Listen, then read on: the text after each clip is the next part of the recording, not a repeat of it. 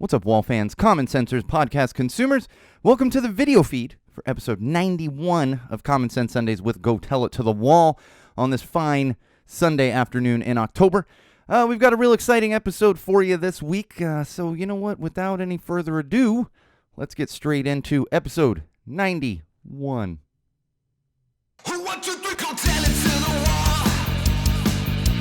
Tell it to the wall.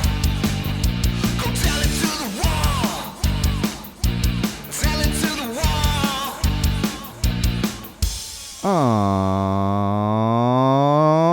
All right, Wall fans, Common Sensors, and of course, podcast consumers.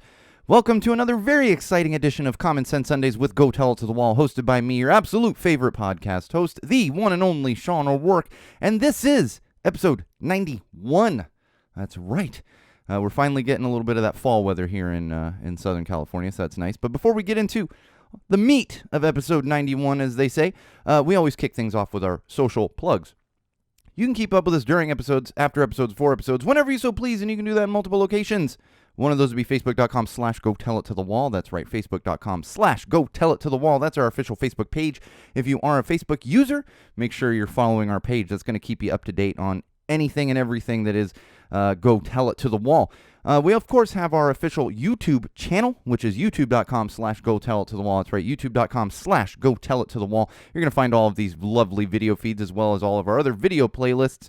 I like to tell people that don't necessarily like to sit down for an hour of a podcast. That's a good way to consume clips from the podcast, as well as some of our dedicated videos that aren't actually from podcast episodes, although you should be checking out the entire video feeds if you do want to see my lovely face. Oh, that's great. I can see I got this bruise from last weekend that funny story how that happened. Maybe I'll mention that when we get to entertainment news. It's something I didn't mention last week. And then, of course, we have my own personal Instagram account, which is at SoCalSean, SoCalSean, at SoCalSean. All kinds of great content going up there, especially with all of the shows that have just been stacked one upon the other. I'm trying to get through all of the editing of photos there, so make sure you're following so you don't miss out on all those lovely photos that come across. Again, at SoCalSean on Instagram.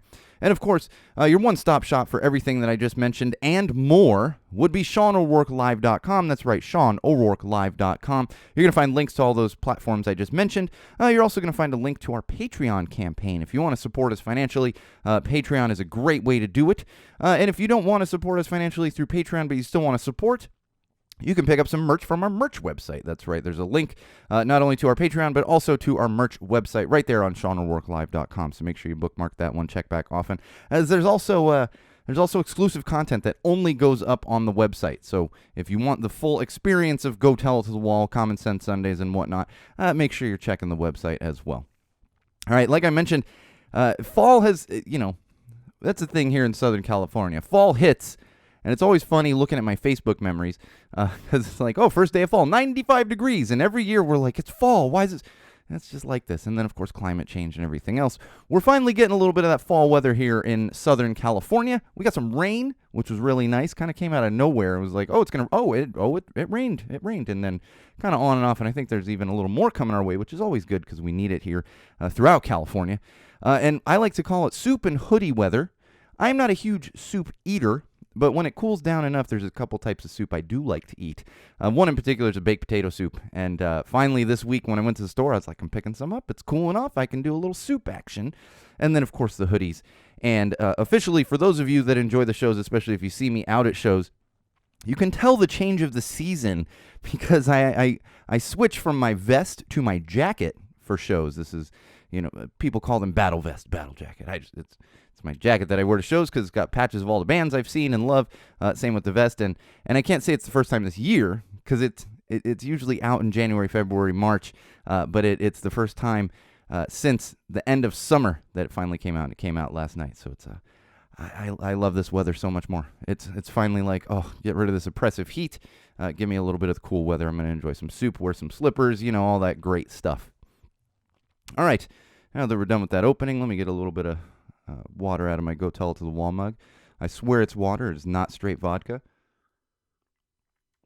Anyone that knows me knows that it couldn't be straight vodka anyway. I don't drink vodka. I'm not much of a clear liquor drinker myself.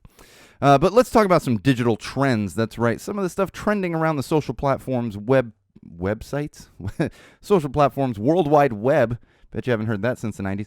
And among other things that are just kind of caught my eye and people have been talking about over the past week or so. First one is Chipotle TikTok hack. For those of you that have been listening to this podcast for any period of time know that I'm not a big fan of these TikTok challenges and hacks and all this other stuff, and this is another one that just needs to end, and it will end. Basically, what's happening is it looks like it has to do with the online ordering at Chipotle, and what you do is apparently, and I am in no way endorsing this, Chipotle is going to catch up with it. You can go on there and you can add like sides, like side of corn and all this other stuff, I think even like guacamole or whatever, and if you add them individually, it doesn't charge you for them. But what happens is if you add them individually on the side, somebody at Chipotle has to go through and package up each, those little single-serve containers that you get salsa at a taco shop, those kind of things. They're just, and slightly bigger ones. They got to package all these individually, taking time, extra time that they really shouldn't be spending doing that, and all for some silly TikTok hack, finger quotes. This is not a hack. This is more of an annoyance. And in fact, some employees of Chipotle have come out and said, please, please, please stop doing this. And of course, most importantly, Chipotle is going to catch up on this. For those of you who've been to Chipotle, it's always a joke like, oh, can I get some guacamole? Yes, that'll be $1. It'll be $1. And so their online ordering is going to catch up with this, but just knock it off so that it always amazes me why people like to complicate things for food workers. It's like, and then you complain. People complain that they have slow service and whatever else, and it's like, well, because you have a bunch of assholes out there doing stuff like this. Good on those Chipotle employees for calling it out. And of course, like I said, corporate Chipotle is going to figure that out. They're not in the business of giving away free junk and sides and whatever else. So knock it off, TikTok. All right, this one was interesting. Just came up over the past couple days, and it really rang a bell with me. There's a streamer, and I'm probably pronouncing her name incorrectly, Amaranth or something like this. I think she has like an OnlyFans and does some kind of streaming. I don't keep up with many of the streamers unless they're bands, musicians, podcasts, hosts that I follow. It's I'm not into the TikTok and the I only use Twitch for bands, certain things like that. But apparently she had quite the following. And also she was a cute young lady, had quite the male following. Well, what happened was it came out that she's actually married. She had presented herself as single for, I guess, a couple years of streaming on these platforms. And what happened was when she came out and people found out she was married, a bunch of guys, of course males, they all started complaining and retweeting and saying, how can I get my money back from the money they gave to support her? If you go on these streaming platforms, you can gift like certain things, and it all translates to money. I am somewhat familiar with it, having dealt with the Twitch world at least a little bit. But dude's getting upset that she's married the whole time. Not only that, but it came out that her husband was being abusive and forcing her to do these things. So not only are guys upset at something they shouldn't be upset about, but they are just overlooking the fact that this poor young lady has been living with domestic abuse all these years. And all they care about is the fact that she's not actually single, and they want their money back. I saw someone say, how do I charge back a credit card? And it's like, are you kidding me right now? First of all, if you don't think this happens constantly, you're living with your head under a rock. You're living under a rock. This is a constant thing in Hollywood, in music, in anything, people of note. It's not always that they're denying it necessarily, but it's often not mentioned. It's been years, and people are still now realizing, like, oh, Amy Interrupter is married to Kevin Bavona. They don't hide it, but they don't present it. This is just something that's pretty normal. I have dealt with people that do this, and there's nothing wrong with that. The other ridiculous thing is that she was being abused, like I said. That's the second point I want to make. But the third most important thing is all these guys complaining, she was never going to fuck you whether she was single or married. It reminds me of the guys that go to the strip club and talk to the strippers, and they go, oh, man, I think she likes me. I think she likes me. No, fool, she likes your wallet. That's not how this works. It's a transactional thing. But this is the world that some guys are so delusional. And I'm sure there are women out there delusional on similar things. But guys, when it comes to women, You know, they think, oh, a server at a restaurant is being polite. Oh, yeah, no, she definitely likes me. It's like, no, she's just doing her job. So calm it down. There's no reason that anybody should be complaining. And most importantly, she should be getting some kind of help for this abusive relationship that she's in. Blows my mind. People are so worried about this and just completely delusional. This is why people like Donald Trump get elected to president, because they don't care about facts. They're just living in their own little world there. It's unbelievable, man. All right, Major Biden was trending, and it's not because Joe Biden is a major in the military or any relative is. Major is the name of one of his dogs. I believe it's a German Shepherd that lives in the White House. And I think it's a newer dog that he got shortly after he was elected or moved into the White House. And if you remember a couple years ago, or right around, like I said, when he first moved in, there was a story that one of his dogs bit a couple of Secret Service agents. Well, the reason that Major Biden is now trending is because people are looking back and saying, he didn't bite anybody else. Dog bit Secret Service agents. And if you've been following the January 6th committee hearings and everything else, we've come to find out that not everyone in the Secret Service is on the up and up. So this started trending this week because people pointed out that maybe Major Biden was correct. And there's always that saying that dogs know. Dogs have a certain sense for whether people are good or bad. I'm not saying he did, I'm not saying he didn't, but it's definitely something that was trending and people were having a lot of fun with it. As much as it is a serious thing that needs to be known, and this was accompanied by people saying, completely clean out the Secret Service, clean house, make sure everyone, sort people out that are not doing their job. This isn't a right or left thing. This is simply, regardless, you need to be doing your job. I never liked the Orange Menace. I still don't like the Orange Menace, but it was my belief, and unfortunately still is, because he still gets a Secret Service detail. His Secret Service should be looking out for his protection. And they shouldn't be on the right or left of anything. They're in the middle. They have a job. Do their job. And Major Biden deserves a little bit of an apology because, like I said, maybe he did know. He's only biting Secret Service agents. All right, speaking of fake things, that wasn't really fake. What a bad transition. Sometimes what I say doesn't make sense, but then I cover it up with the next thing. We're going to talk about Herschel Walker, a former professional football player and current candidate for the Senate in the state of Georgia. He had a debate with the sitting senator from Georgia that he's running against in this November's election. And apparently he decided to pull out his honorary sheriff's badge, a fake badge, not a real badge, and presented it as a real badge. Yes. So now, of course, Twitter started losing its mind. They pointed out that it's not actually a real badge. And then somebody, I actually saw a tweet from somebody saying, no, it is an honorary badge. He was helping with something with the whatever sheriff's department. And somebody was like, honorary literally means it's not a real badge. And he's presenting it as a real badge. And it was also great because it got Toys R Us trending. We're going to talk about Toys R Us when we get to parenting. It got Toys R Us trending because people were like, did he pick up that badge at Toys R Us? Like, I'm pretty sure my kid has a better toy police badge than the one he was showing. At least, come on. Get a better one at least, for the love of God. It's amazing how dumb people are. It's just everything out of certain politicians' mouths is just patently false. And he's a great example of that. Just making stuff up as he goes. And there's a possibility that he is going to represent the state of Georgia in the Senate. It's amazing to me that people can look at someone like that, and I don't care. And that's what it comes down to. It's people that only vote on the party lines. So they don't care what he's saying or anything. Nope, he's a Republican. We have to vote for the Republican. And this goes for Democrats too. And I often get mistaken for a Democrat. I am not a Democrat. I am an independent. I vote for whoever the fuck I want to vote for. I don't care what party they're in.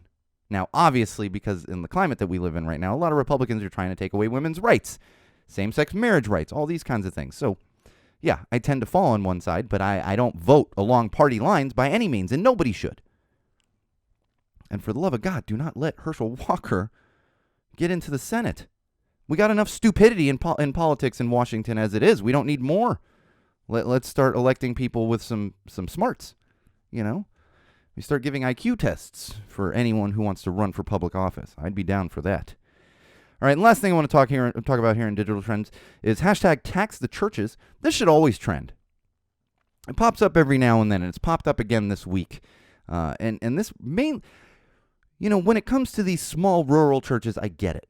But when we're talking about the mega churches, like this Joel Osteen and all these others, and then on top of that, if churches want to insert themselves into politics, donate millions of dollars, millions of dollars, then they need to pay their taxes. You want to pay your taxes, then you can get political. If you're not going to pay taxes, you are a nonprofit, and you shouldn't be influencing politics. Simple as that, as far as I'm concerned.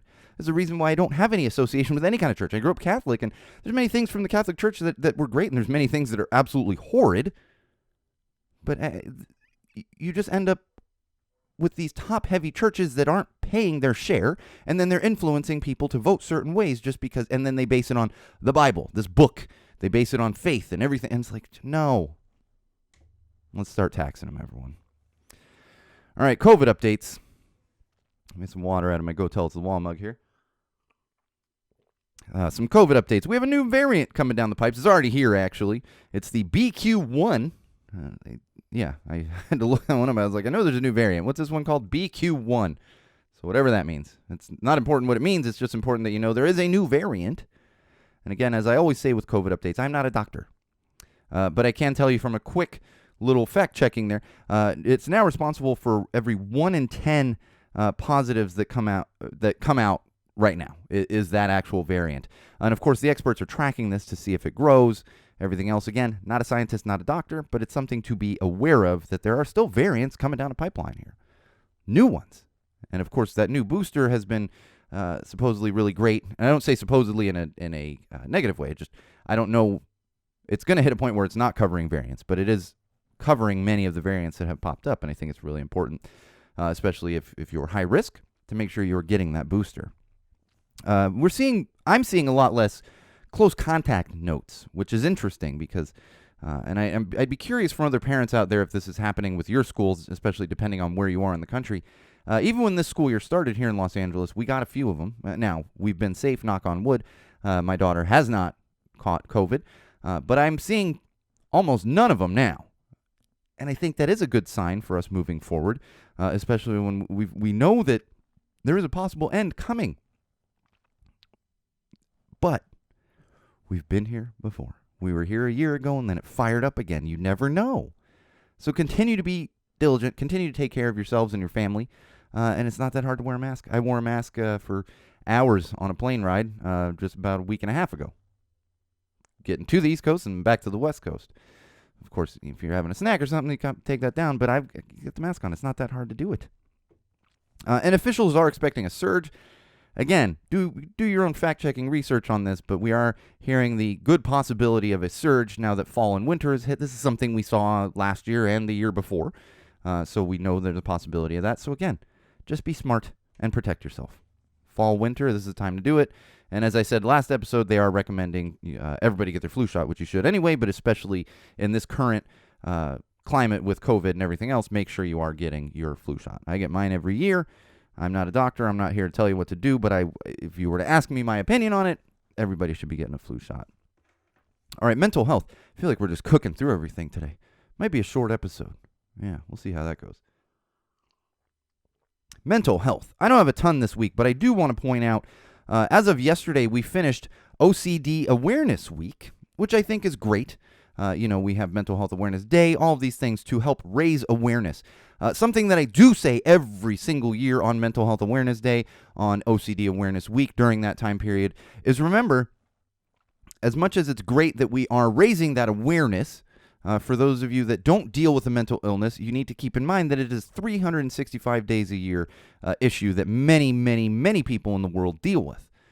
So offer that extra awareness and help throughout the year, not just when we have a hashtag OCD Awareness Week, hashtag Mental Health Awareness Day, all these things, which, again, they are great. But it is a constant battle for many, many people, myself included, that doesn't just happen during a week or during a month or on one particular day. So continue with that awareness, but maybe we can continue the awareness throughout the year.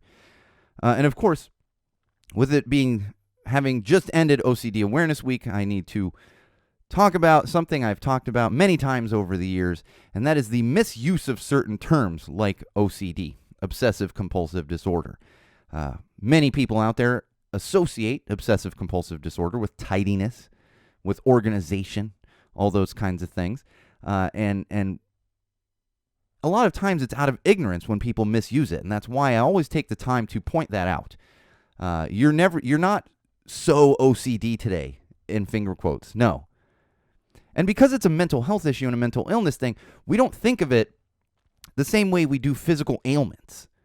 And we've talked about this when it pertains to professional athletes and stuff, who thankfully have, over the past few years, have become more open about their own struggles with mental health.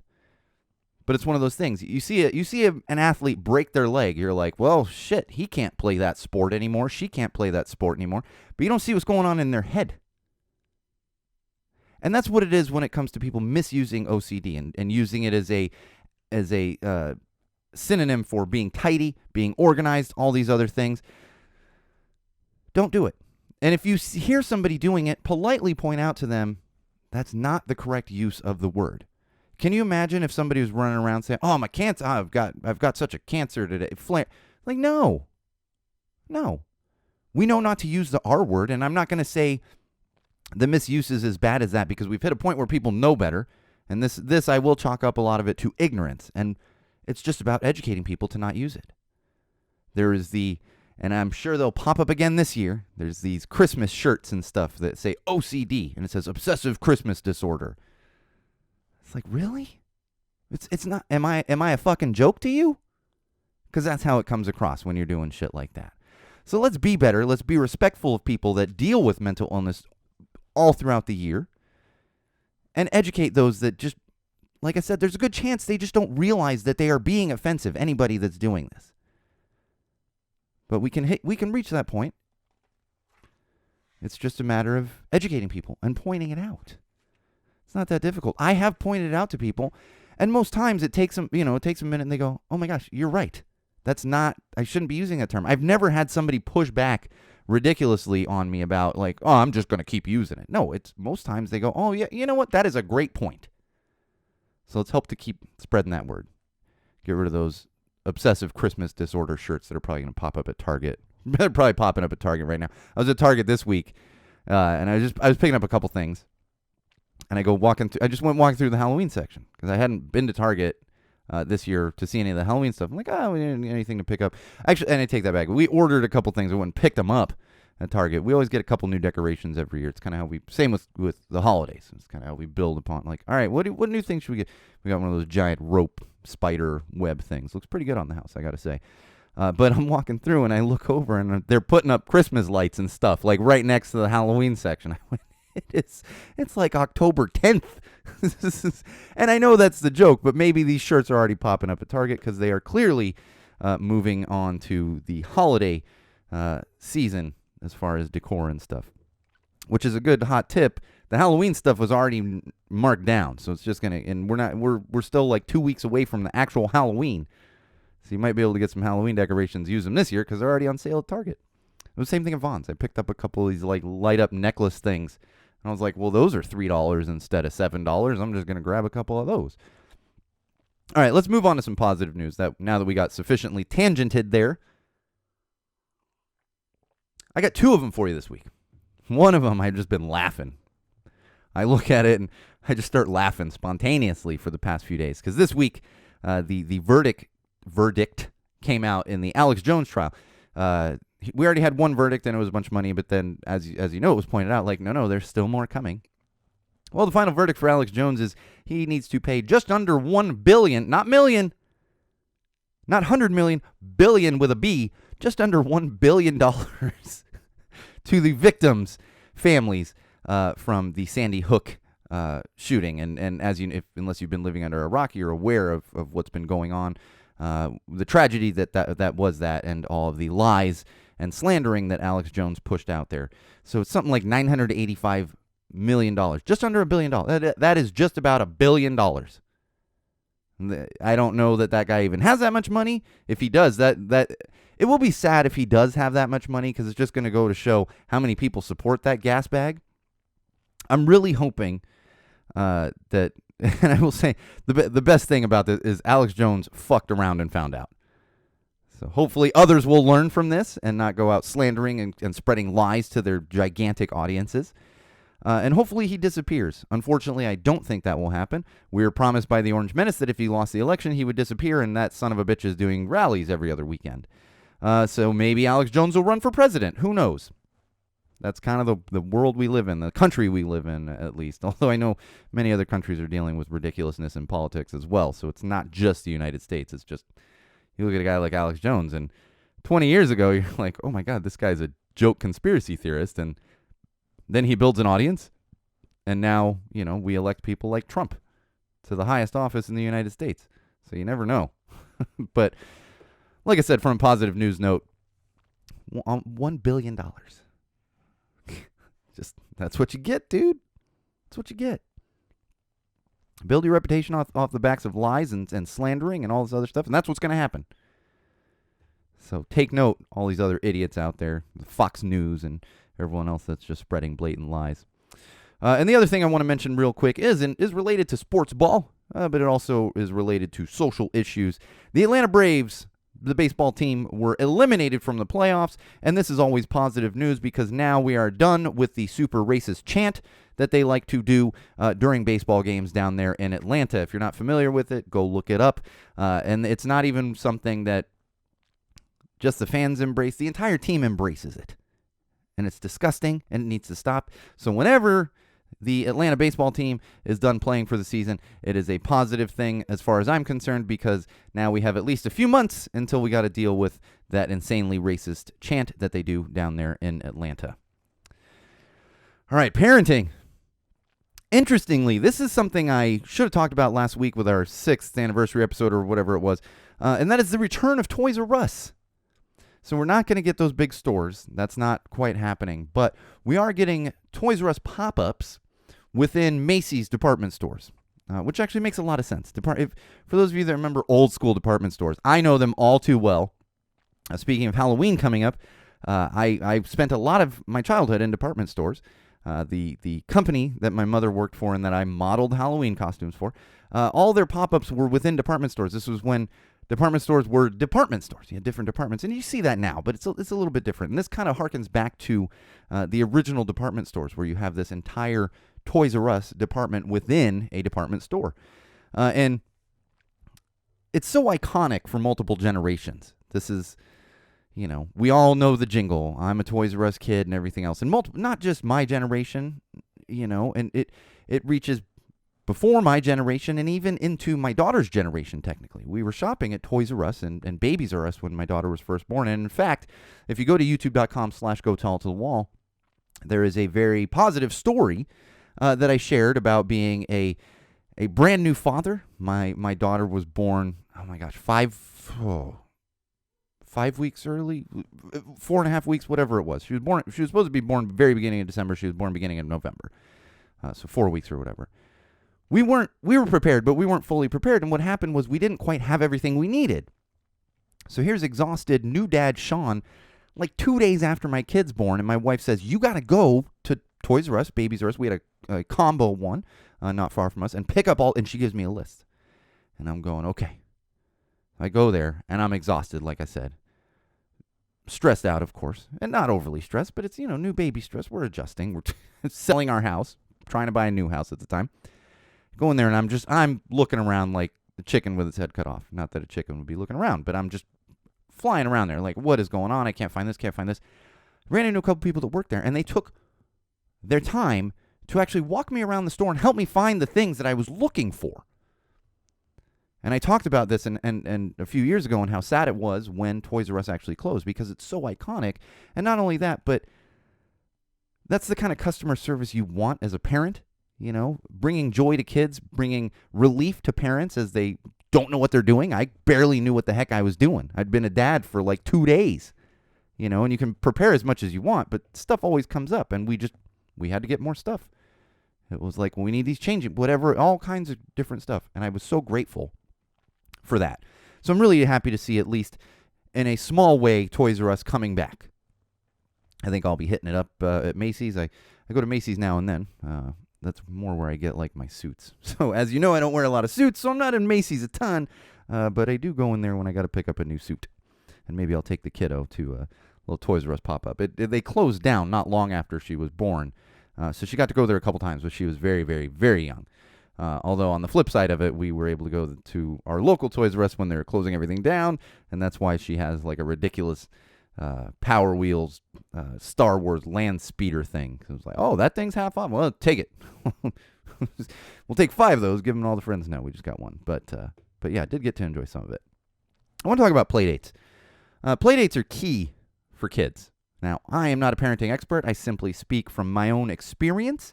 But playdates are something that you hear so much about, but it's something to always keep in mind. And it's interesting to look at the past couple of years where many kids lost that because we were stuck inside with COVID. You know, obviously now we're not so much stuck inside, but many kids lost that for a couple of years.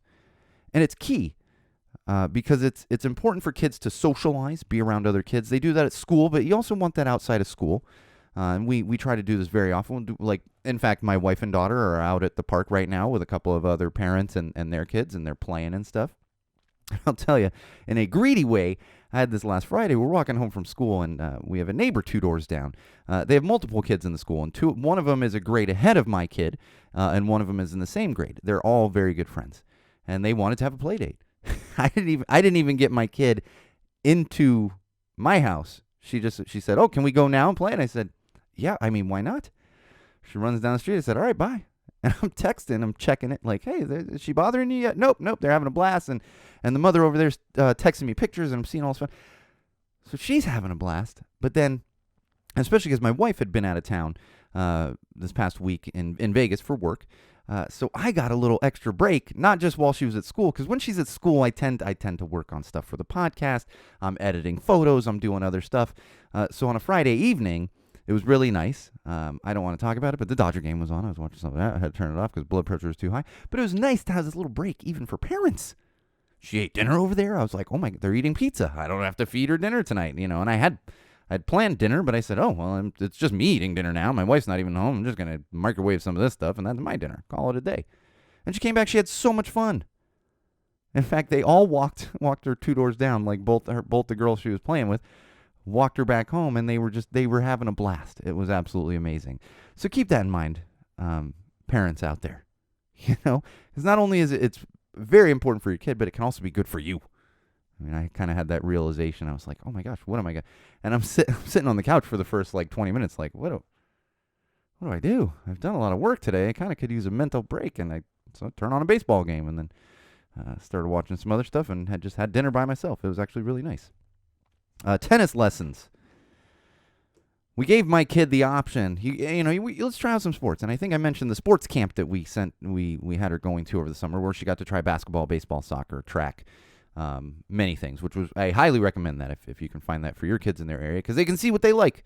My kid's really into track, but it's a hard thing for kids her age. There's not a lot of running clubs for kids that are that young. And so we said, "Oh, what do you want?" And she said tennis. And I said, great. And at first, and it was funny because I'll get to that part of the story. I was like, and I turned to my wife, I was like, where do you get tennis lessons? Like, I think we had a tennis team in high school, but I always associate tennis with country club. So I'm going, do we have to join a country club now? Do I need to tie a sweater around my neck and take her to tennis lessons? Fortunately, that's not the case. We actually found tennis lessons at a rec center nearby in our neighborhood. So she actually missed her first tennis lesson because we were on the East Coast. So I go this past Monday to take her to her second tennis lesson. And if you're looking at the calendar, you remember what this past Monday was.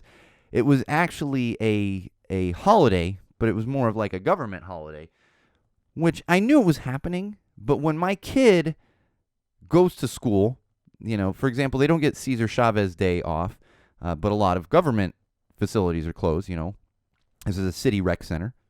You can see where I'm going with this. So I don't think about it. And then my wife she had a full day of meetings. She was working all day. So I knew it was Indigenous Peoples Day. It just didn't click in my head. So I go to take her to tennis lesson, and we're there a few minutes early because I hadn't been there yet. I found it. I found the tennis courts. I'm like, okay. She starts playing on the playground, and I'm like, it gets to be the time for the tennis lesson, and nobody's showing up. I went looking around and going, what's going on? And I still hadn't realized it yet. Fortunately, there was another dad there who actually did the same thing, tried to take his daughter to her soccer practice at another park down the street, got there, the entire park's closed for Indigenous Peoples Day. So I'm going, oh, yeah, that actually makes sense. That does make sense. Which then, this dad had a daughter the same age as my kid. They were like a few months apart. So they immediately start running around having fun. I'm going, okay, well, there's a playground. She's getting some activity. I mean, it was kind of dumb of me to not realize that they're not doing the tennis lesson today, but at least we're getting some playtime in. And that's what I will go back to as I'm talking to the dad. And I'm like, yeah, tennis lessons. And he's like, and he kind of had the same thought. He's like, yeah, we didn't have tennis lessons when I was a kid. I was like, me either. That's a whole, that was like for the wealthy people who were going to country clubs and stuff. And to be fair, I did play a little bit of tennis as a kid, but it was at a country club. I had a family, this family that had an extra like family pass they literally put me on their country club thing. And it wasn't even one of these super hoity-toity country clubs. It's actually the DoubleTree down in San Diego, Carmel Mountain Ranch. So for those of you that are familiar with Southern California, you probably know that facility. It's not a super hoity-toity one, but it is a country club, and they had tennis courts. So I would go out there and hit tennis balls against the fence. I was no lessons or anything like that. So, of course, now I'm having to learn tennis, which this dad and I are talking about it. And I'm like, I know nothing about tennis. And he's like, yeah, even the scoring is strange. I was like, yeah, something about love and 15, 30 foot. Like, and you have the serve or whatever. And the little bit I know is from watching like the legendary Serena Williams play in her last few matches. So I'm fully supportive. Yes, let's play tennis. My wife took her out to like a tennis racket place because I'm going, I could order a tennis racket, but I feel like there's certain types of tennis rackets for depending on the size and age of the kid. So I took her out to get a tennis racket. So we've gotten past that, but now I got to actually learn how to play tennis. Unless she does a couple of these lessons and says, it's not for me. But I highly doubt that's going to happen. My kid tends to want to be successful in anything she tries, and she will not, unlike me, I guess, she will not give up until she becomes at least moderately good at something. But she got some playtime instead, so that was good. All right, let's move on to a little bit of common sense here. Got some good ones for you this week. This one's really exciting. So we got some news this week. The MLB, Major League Baseball, yes, sports ball again, has okayed, given the okay to all of the teams in the league to get, and what you do is teams get sponsorships. Even if you don't watch much sports, you see, the outfield or certain billboards and stuff like that. They get sponsorships. That's what they do. And if you watch the NBA, they have sponsorship patches on their jerseys. In football, they have them on their practice jerseys. So what they've done is Major League Baseball has okayed sponsorships from CBD companies. That's right. So Major League Baseball, starting in 2023, is going to be able to receive sponsorships from those companies and be able to promote those companies in turn, because that's how a sponsorship works. And in fact, they are going to allow CBD commercials to air during Major League Baseball games. To me, this is the next step in legalizing marijuana across professional sports. I guess maybe you couldn't. See, college sports is where it becomes tricky because I believe in California you have to be 21, and most college athletes, you start being a college athlete usually around 18. So, but when it comes to professional athletes, this is something that, and it's so funny because I run into people. This isn't even a political thing. It's really a common sense thing. I know people on both sides of the aisle that say, yeah, we're pumping them full of OxyContin and Vicodin and everything else, like the painkillers that are killing people. They could use some medical marijuana instead. So this is common sense, great news, good on Major League Baseball for doing this. Many of the other professional sports have also moved in this direction, at least somewhat. So we're going to see more and more of this, and hopefully soon we will see a marijuana not being a banned substance. You can pop a bunch of Vicodin and OxyContin. You can get as drunk as a skunk after games. I mean, you probably don't want to play a game drunk. You're not going to want to play a game high either, high on marijuana. So it just makes sense. You can do that, but you can't smoke marijuana. Like, what? But wait, can we interject some common sense here? All right, moving along here. Southwest flight delays. Good Lord. Here's the thing. I feel for the airline industry. To an extent. They got bailed out and jacked up prices. But what I do is I feel for the people working in airline industries. And I get it. You're going to have flight cancellations, delays, things like that, especially when it comes to weather. But it has gotten out of hand. I've talked to a couple people recently, and then I ran into this with my family. My wife was supposed to arrive at like 5 p.m. yesterday from Las Vegas. She hit a point where I'm talking to her at the airport, and I'm like, you could almost just jump in a car at this point. She was supposed to arrive at 5 p.m. She arrived at like 11 or 11:30 p.m. Flight kept getting delayed. I'm watching it because I'm going to pick her up at the airport. And I'm scrambling because I had a show last night. I've got my my 5-year-old at home. And I've literally had people coming over to meet here and go to this show. And I'm like, I can't. What am I going to do here? Fortunately, I had someone that could come over and hang out with my kiddo until my wife got home. But it's almost impossible to schedule things around a flight now because you don't know what's going to happen. We have so many cancellations and delays. We're talking, like I said, 5 p.m. to 11:30 p.m. And for those of you not familiar, a flight from Las Vegas to L.A. or to Burbank, which is where most of the Vegas flights go, it's like an hour. We're not talking about a 6-hour flight here. But it makes it almost impossible. You can't plan or schedule. I get it. But there has to be a line where you can't push it back that far. You can only cancel so many. Because what if somebody needs to get somewhere? What if somebody, I hate to be morbid about it, but what if somebody's trying to fly to go see their relative who is not long for this world, and they end up getting delayed and they miss that opportunity? There's got to be some kind of line. I don't know what it is. I'm not an airline industry expert, but I can say yesterday was quite a frustration for my family because I'm just trying to get my wife home from, and it's like a 5-hour drive from Vegas. She just jumped in a fucking car. Not that she had a car there, but this is also why people are like, "How you don't fly to Vegas?" I'm like, no. If it's 6-7 hours or less, I'm driving, because then I got a car. I got control of my schedule. It's not a bad drive, and oh yeah, you just start throwing shit in the car. You don't have to weigh your bags and pack everything. Like, good Lord, I'm sitting on my bag. I only carried on going to Bristol. I'm sitting on my bag trying to zip it up. I got it. I was like, Jesus Christ. Just drive it.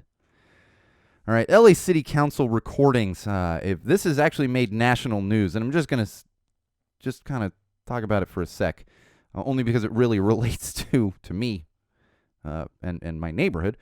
But it's made the national news. Some things were caught on video and recording from the Los Angeles City Council, people specifically being racist toward their constituents. And we've had one resignation over it, but there's been calls for more resignations from people who were caught on tape doing it. There's no excuse for this. They all need to resign. And I absolutely have the right to speak up on that because one of those city council members is my city council member. So I know you've seen this in the news, and trust me, we are outraged here in Los Angeles. Not only the constituents and the voters here in Los Angeles, but other politicians and officials as well. So hopefully they will come to their senses and resign. Personally, I didn't like our council member to begin with, and now it's just like, well, I guess I was right. All right, Jim Jordan. This fucking guy. Put on a goddamn jacket, Jim. Like, that's the easiest thing. He's guilty of so many other things.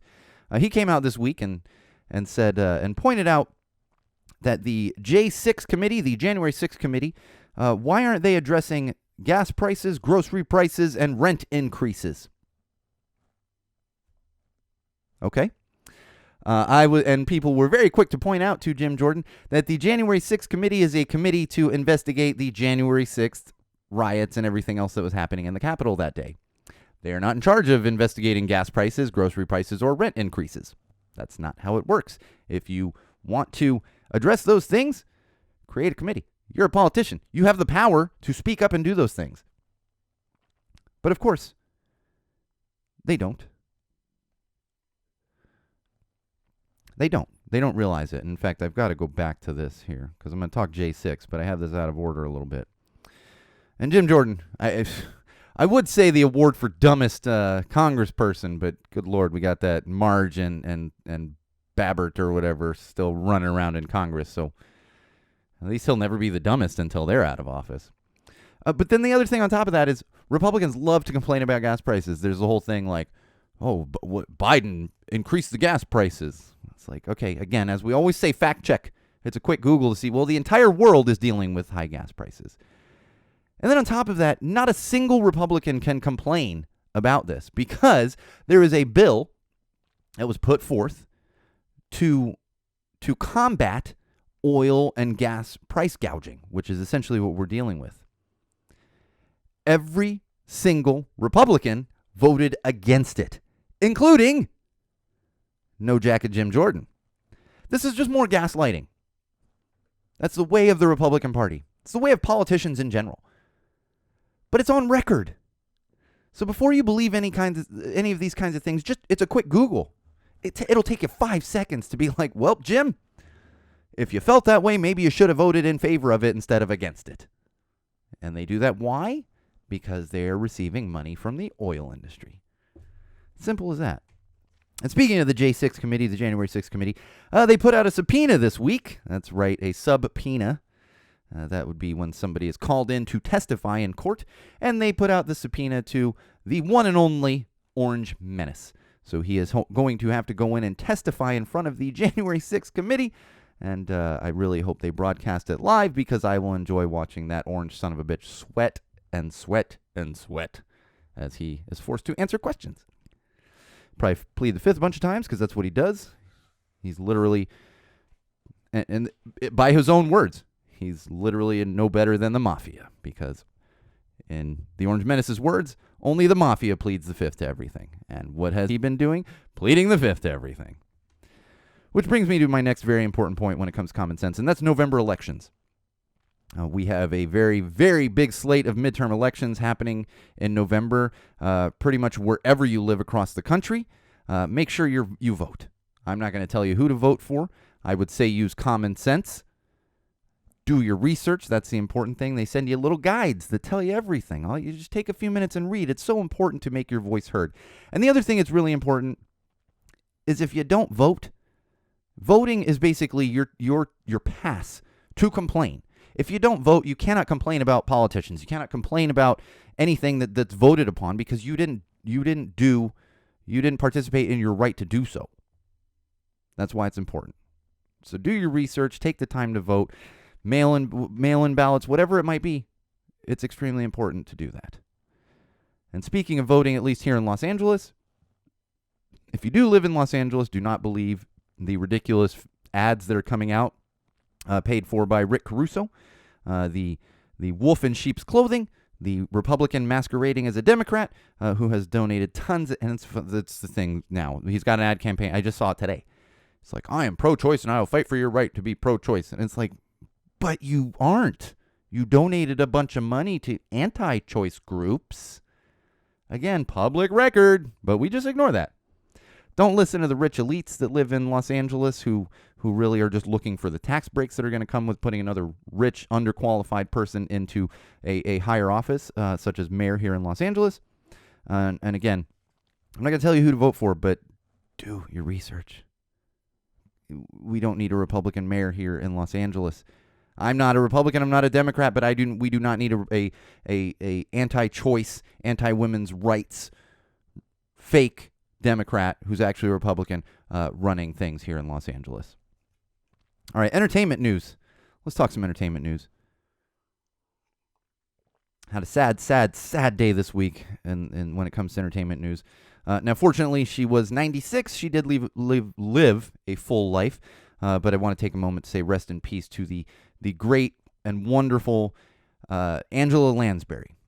We all know who she is, and especially if you're of a certain age, you remember Murder, She Wrote. She was truly a treasure, an uber-talented actress, singer, among many other things.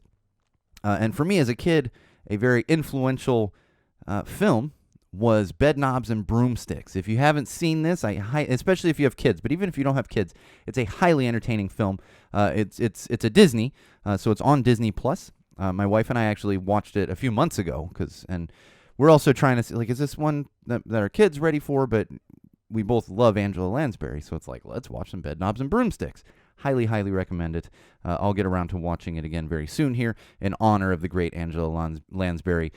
So again, she did live a full life, but it's still sad to see such an uber talent and just mammoth of a human being gone. And I was about to say gone too soon, but 96. But we will miss her and her immense talent. All right. Speaking of immense talent, this one's a tough one. I understand, but There's already enough as it is, and this is something we've learned over time. There's some allegations coming out against Bill Murray, who is an incredible comedic talent. I've been a Bill Murray fan since the 80s, and a fan of his acting. In Caddyshack, Groundhog Day, Stripes, all these SNL, all these fantastic things that he was in. We're getting some real allegations, and things are coming to light about him and his inappropriate behavior, especially on sets. One of them happened recently, and that's what kind of opened the floodgates here, is because apparently it's been happening throughout almost his entire career, at least going back to 1990 and probably many before that. I just haven't come out and spoken out on it just yet. But here's the thing. I always say this: don't worship celebrities. I mean, especially once the Bill Cosby stuff came out, it's like, that was America. We called him America's dad. And look what he was capable of. Don't worship celebs. It's crazy to think, like Bill Murray. He's this funny guy that shows up at people's weddings and, sings at the Cubs game and all this other stuff. But just because you have that side doesn't mean there isn't a dark side to that as well. All right, I'm going to talk about it. I'm going to talk about it. My Poway is going to show for a few minutes here. The Blink-182 reunion that was announced this week, and everyone lost their minds. And it's funny, I was seeing posts from people, and I was like, you used to talk bad things about Blink-182, but now you're super excited they're having a reunion. And for those of you that remember, Blink-182 holds a special place in my heart. I relate to this with many friends. I have certain friends. In fact, one of my good friends from high school hit me up, and he's like, did you see this? And we went to many Blink shows together. He said, we got to go together. And I said, I would love to, if the ticket prices go below $5,000. So that's the one thing. It's those ticket prices for their world tour, out of hand. I just glanced at it and I was like, well, I'm not going to that. Not worth it. Especially considering for me, I remember the days in the 90s when you'd go see Blink for like $5. They were the house band at Soma. They were begging people to come to their shows. I would like to point out to anyone using certain terminology, I've seen it posted quite a bit, original lineup. Not the original lineup. It's a reunion because Tom is now back in the band, so it's a reunion. 2 original members. Travis Barker is not an original member. They did 3 albums before Travis Barker joined the band, so please, please, please don't call it the original lineup, for the love of God. You can call it a reunion, but it's not the original lineup. 3 albums. 3 of them. And like I said, it's not worth the ticket price. World tour. And we're talking thousands of dollars to see Blink-182. They're great. It's very nostalgic. I get the nostalgia. And if you have the means to do so, by all means, do it. Go spend a bunch of money on that ticket. But to me, personally, it's not worth it. And I have a lot of friends that are like, I would love to see it, but it's not worth that cost to go see Blink-182.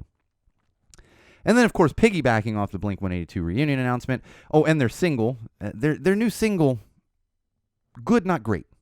Puts me in a term I use often, is it's fine. It's fine. I don't hate it. I don't love it. It's fine. It sounds a little more like old Blink-182, so it's fine. And they'll have a new album coming out at some point. They have announced that. This is the first single off their new album. So we'll have that to look forward to. Hopefully it'll be a good album. I've enjoyed parts of many of the albums ever since Enema. Really ever since Take Off Your Pants and Jacket, because that was a pretty good start to finish album. But after that, it's kind of like, there's a few good ones on here. Still buy the albums, of course, because I got to keep my Blink-182 collection complete. But it gets ridiculous because now we're looking at like their 10th, 11th album, depending what you look at. I would give them 10th. But you got the first album, you got the live one. It's like we merge those into one because they're technically, it's a whole thing. But then, of course, piggybacking off of that, we got an announcement for We Were Young Festival 2023, or the When We Were Young Fest 2023. This was the crazy one they announced months and months ago, and people went, how are you going to get through all these bands? And it's actually happening. It's a 2-day festival. It's happening in Vegas. I have friends that are going, and they're going to see it. This year's lineup was not that enticing to me. And in fact, I was like, this is more like when I was in college, not when I was young. And that's just me. Great popular bands that are playing it, but it wasn't enticing to me. This one, however, very enticing. We're talking Green Day, Blink-182, Less Than Jake. Just a ridiculous lineup. And I will say, it was announced this week, piggybacking off of the Blink announcement, of course. In fact, Green Day announced a 25th anniversary Nimrod album that's coming out in January. So, it's piggybacking off of everything. It's just smart marketing. My background is marketing. I'm not going to talk smack about that. It's just smart the way they're doing it. And like I said, this lineup much more exciting to me personally. And this one is worth the cost. It's going to cost you like a quarter of what it'll cost you to see Blink-182. You're going to get Blink-182 at the festival. Shorter set, I'm sure, because it's a festival set, but they are one of the headliners of the festival. It's co-headlined by Green Day and Blink. But this one's actually worth the cost. So I'll be keeping an eye on tickets and maybe picking one up before that happens in 2023. All right, we got one more thing to talk about, and then we're going to wrap up episode 91 of Common Sense Sundays. And that would be a recap of a show of one of the greatest bands around right now, one of my absolute favorite bands, and that is the Drowns. They played with Booze and Glory at the Paramount last night, and I'm loving the Paramount more and more. It's so funny because I keep talking to people, and they're like, the Paramount, and I met, a week ago for Dolly Rots, people were like, I've never been to the Paramount, and people have been going to shows for 20, 25 years like I have, and 30 years. Oh, my God. Getting kind of old. And they're like, I've never heard of it. And I hadn't heard of it until a few months ago for Fight Betty Fight. Now their shows are popping up there more often. It's a great venue. I love it. And it's like 10 minutes from my house. And they have a parking lot. It's like, okay, can we just throw all the smaller shows there? It is a small venue. You're not going to get like a huge band, a uber popular band in there, but you're going to get a lot of the bands that I love can play that venue, and such as the Drowns and Booze and Glory. The Drowns always with the incredible energy. They're some of the nicest guys around. They had somebody filling in on guitar, I believe for the entire tour, but at least last night, filling in one of the guitarists for DI was filling in. So I don't really know him, but I got to hang out a bit with the other three guys, and they are just some of the nicest guys. They play some of the most high energy music that you're ever going to find. And in fact, one of my friends was shooting video like across the pit from where I am, and she's like, "Oh yeah, I know you're in part of my video, and you're just bopping," and I'm bopping along with them and just having a blast. And she sent it to another mutual friend and was like, "Yep, Sean just living his best life." And I was like, "Yep, nah, it's a Drown show. I'm living my best life." So shout out to the Drowns for always putting on a great show. Oh my God, they're just so fantastic. I ran into a lot of friends, new friends, and some old friends that I've known for a while, which I love that about a lot of these shows we go to. In fact, one of them, she sees me across the way and I'm actually walking toward another friend to say hi, and she sees me and I'm like, "Oh my gosh!" She goes, "Oh my gosh, what a great surprise!" So it's nice running into a lot of your friends. It's like it's a big meetup with your friends and some great music, which is definitely what was happening last night. Booze and Glory, they put on a fantastic show. They're also another great band. I always love promoting the Pirates Press bands. I got a Booze and Glory sticker on the wall here. It's actually not far from the Drown sticker, and love supporting those Pirates Press bands. It's a great label that they got BSB to a certain BSP, Barstool Preachers, to a certain point before they moved on to their newer label. And I will say one anecdotal thing about last night is Booze and Glory, and I'm kind of off to the side. I'm not at the right at the stage like I was for Drowns, and they say, like halfway through the set, they're like, "Let's get a circle pit going," and I'm like, "Oh, cool, get a circle pit going." And I happen to look over, and right at the edge of the pit, kind of in the pit, there's a little puddle and a beer like spilled. So I was like, "Oh, yeah, let me go grab this beer can so it doesn't get kicked around." I pick it up, and it's like almost full, just some of it had spilled. So I go and I drop it on the bar. I'm like, "All right, just put that there." So I'm standing off to the side, and the circle pit gets going. I'm like, cool, and I'm watching just because I can see it's still a puddle there, and I'm like, all right, hopefully nobody slips. And then a friend of mine, she took an elbow as the circle pit's going around. So I stepped over there, and it's not that I'm like this hero or anything, but because of my height, a lot of times when there's a big pit going, people just get knocked around because they're a little bit shorter. So I go over there and I stand up just to make sure she can be seen. And as soon as I get over there to the circle pit, I take an elbow to the hand from a guy, and my full beer hits the ground, full beer, and made an even bigger mess than the mess that I had cleaned up. And I went, of course. But shout out to Stephanie, because she turns to me and she's like, "What beer was that? I'm going to get." And I was like, no. And she's like, "No." So I was like, "All right, it's a Pabst, but you don't have to, nope." Sure enough, she comes back with a beer, and then we enjoyed the rest of the set. It was fantastic, and it wasn't like an uber violent pit. It's just when you get going, and like I said, people of a shorter stature, they don't get seen as well, and that's kind of why I tend to stand next to people that I know they can handle themselves, obviously, but it's more of just a visibility thing. It's like it's different, but it's similar to like I tell my kid, like, we're holding hands crossing the street. She's like, "No, I can do it." I was like, no. Cars can't really see you, but they can see me. Like, maybe they can, maybe they can't, but they're definitely seeing me. I'm 6'3". So it's kind of like one of those situations. But I was just laughing. I was like, really? I just cleaned up this, and now I made a worse mess. And it was on me. Like, I should have just had more awareness, but I kind of looked the other way and boom, right out of my ass. Like, oh my God. But again, shout out to Stephanie for replacing that beer, as unnecessary as it was for her to do that. That's why I love punk shows. I'm standing there. I'm like, I got beer on my chucks. I'm standing here. Everybody's going crazy. Everyone's having a blast, high five and running into each other in the circle pit. And a couple guys, and nobody went down for more than like 5 seconds. I helped pull a couple people up, and that's that great pit etiquette, which was happening last night. And again, huge shout out to the Drowns, Booze and Glory. Put on a fantastic show at the Paramount last night. Couldn't have asked for much more out of those two bands. Maybe a longer set for Drowns, but honestly, I'd watch the Drowns play for 2 hours. They would be dead tired after it because they're so high energy, but I would watch them for 2 hours. And of course, those photos are going to be coming up. I didn't really shoot a lot of Booze and Glory, but I always shoot the Drowns. And in fact, I talked to them last night. I was like, I keep meaning to hit you guys up so I can bring my real camera. And Rev's like, no, next time, we're going to do that. So I was like, all right. A little standing photo pass for the Drowns here. All right. That's going to do it for entertainment news. That's going to do it for episode 91 of Common Sense Sundays. But before we go, just another quick shout out to our social platforms. Don't forget to follow us on Facebook, facebook.com/GoTellItToTheWall. Also subscribe to our YouTube channel, youtube.com/GoTellItToTheWall. And of course, my own personal Instagram account, at SoCalSean, SoCalSean. Those show photos going to be going up on the. In fact, I've got a backlog of like 6 shows still, and some of those shows I shot like 3 bands. So there's going to be a lot of stuff coming down the pipe. Make sure you're following on Instagram if that's something you're interested in doing, and if you're an Instagram user. All right, like I said, that is going to do it for episode 91 of Common Sense Sundays with Go Tell It to the Wall, hosted by me, your absolute favorite podcast host, the one and only Sean O'Rourke. We should be back next week, same wall place, same wall time. And until then, wall fans, Common Sensors, podcast consumers, remember, no matter what you do, no matter who you're with, no matter where you go, and especially no matter why you are doing it, always use common sense.